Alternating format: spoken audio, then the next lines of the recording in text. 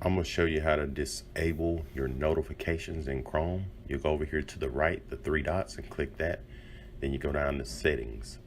You click on settings, and on the settings, go all the way down, scroll down until you see advanced. Click on this advanced and go down and find content settings.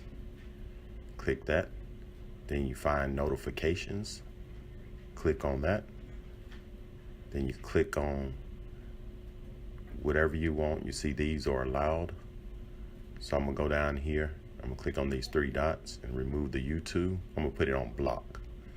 So it moves it into the block category. If I wanna get my notifications back, I click on these three dots again and put allow. And you go down and you see it's right here again. So I'm gonna block this because I don't want the notifications. And that's it. So if this video helped, subscribe to my channel. And thank you, and have a great day.